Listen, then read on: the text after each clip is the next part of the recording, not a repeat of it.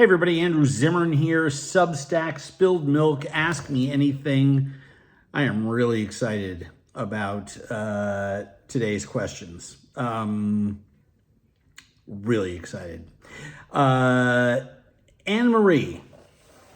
writes, 2020 was terrible. Agreed. 2021 was okay. Agreed. 2022 was incrementally better. Not so much for me, but for me it was slightly better than 2021. What are you most excited about for 2023? I addressed this in my best of 2022. I believe if we want to keep our sanity, if we want to change as human beings, if we want to make the world a better place, if we want to have happiness in our lives, we need to grow in empathy. Brene Brown 101. So how do you grow your capacity for empathy? To me, the answer is doing things for other people. So that's volunteering. I get to do it in the recovery space. I get to do it with board work that I do. But I also get to do it when I'm walking by a colleague's desk and I see garbage overflowing from underneath and I tuck it into the little bag and I throw it away. It's the small gestures. It doesn't have to be the grand gesture. Anyone can make a difference in someone else's life. One of my spiritual gurus a long time ago suggested to me that anytime I wanted to do something for another human being, to do some service work, to gain some empathy and gratitude and some self-awareness for my own life, and to not be such a miserable asshole, I should just pick up the phone and call my mother. And the truth of the matter was that if I called my mom every day, twice a day, she'd love it. Every single time. Hey, just calling to say hi. Oh, I could never do that enough. And during the last 10 years of her life, I did a lot. And it made a huge, huge difference for me. So when you ask me what I'm most excited about for 2023, it's the people who've devoted themselves to a higher calling.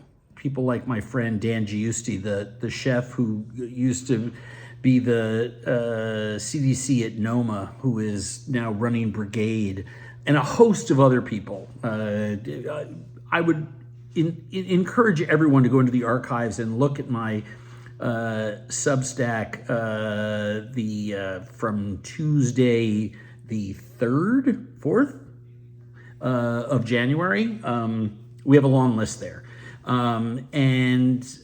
There's just so many people leading and doing things. And if you're one of those people, even if it's just in your family, in your community, or just in the room you're in right now, thank you. Thank you for making the world a better place. What I'm most excited about for 2023 is the capacity for all of you to change the world that we live in for the better. Great question. Nancy writes, I've been dairy-free for the past, and by the way, the third question is the one I'm most excited about, so stick around for the end. I've been dairy-free for the past year, parentheses, allergy, and I miss cheese with all my heart. Any recommendations for a good alternative? Read dairy-free cheese. This is absolute truth. My friends know that I don't believe I've ever tried a dairy-free cheese, a cashew cheese, a vegan version of cheese that I have thought was anything close to the real deal. And I love cheese. And so sadly, I think the answer, now you might be different. So you should go out and try all those things, because a lot of my vegan friends have told me that there's some really cool new products out there that do the trick for them.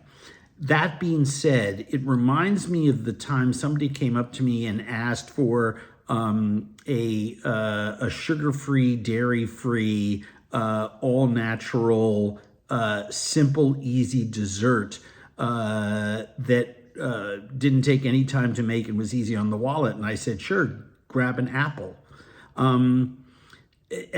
Sometimes I think we just have to go without. And I know that's a really shitty answer and really hard to hear.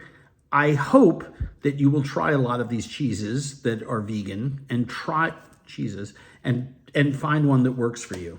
I've heard, I've not found one, but I heard they're out there. And here is my favorite question that I've been asked in in years. So let me give you the backstory. We put a recipe up on the other day on my Substack. And you go on there, and some of our offerings on my Substack are free to all subscribers, paying and otherwise.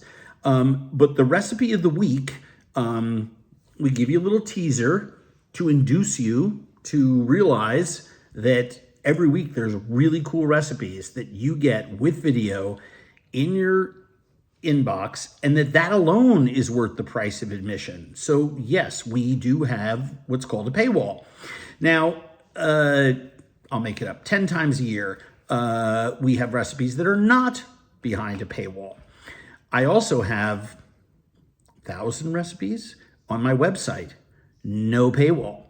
I put recipes up all the time informally on Instagram, Twitter, and Facebook, no paywall. And the reason that I do that is I want people to have a free resource, but I also want people who really like the food that I do to know that there are brand new recipes, brand new things that they alone can get if they subscribe to my Substack. That's how we do it. And by the way, we're not alone. Not that that justifies anything. It's just a fairly common thing. It's not unusual. So Lynn Lawler writes, "You are kidding me that I have to subscribe." She put this on Instagram. "You are kidding me that I have to subscribe and pay for your recipes. Who do you think made you famous? All of your fans. I am sure you got that recipe from someone else. Sad, very sad." Well, first of all, it's your opinion if it's sad or not sad, Lynn. I don't have anything to say about that. The recipe is not someone else's. It is a fairly simple, common technique that I just applied a couple of it's a simple sauteed chicken recipe. Really yummy with lemon and cream and dill. Lots of lemon. So there is a little tricky technique in there in adding the lemon in phases so it doesn't break the cream. I'm very aware who gave me the privilege of being a public person, and that's all of you. I'm grateful every second of every day for that opportunity because it allows me a platform for change. It allows me to connect with people in a special way. It allows me to pursue my bliss. It's an honor. It's a privilege. I'm deeply grateful for it. But your attitude, who do you think made you famous? I'm sure you got some sad, very sad, the anger in there, the vitriol. Come on. We have so much of that in the world today. We don't need it here. It's a recipe. If you don't want to pay for that recipe on Substack by being a paid subscriber, scoot on over to any of the other dozen places that I put up recipes all the time and enjoy them to your heart's content. But to say, are you kidding me? I have to subscribe and pay for your recipes? Do you know what it costs to buy the food, take the time to test them, pay the people whose job it is to format these things, to make sure that they're up on our different platforms, whether it's our website, Substack, whatever.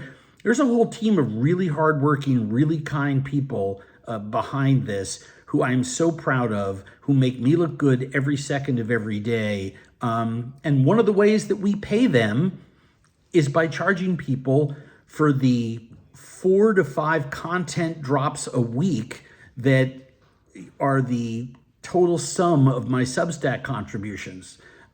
We put up a lot of really good content, and I would encourage everybody to to subscribe. I would encourage everyone to become a paid subscriber. There's lots of incentives to do so. Discounts from Shun Products, one of my sponsors. We run sales all the time. We want people to subscribe, and we want people to love it so much that they tell others that it's worthwhile. There's a lot of stuff out there that isn't worth it. But for the couple of bucks a month, for everything that I think we give is pretty darn good. So Lynn, well, I'm not going to say it because, well, I just don't want to be that way in 2023. I would encourage you to try to see it from my side. Everyone have a great day.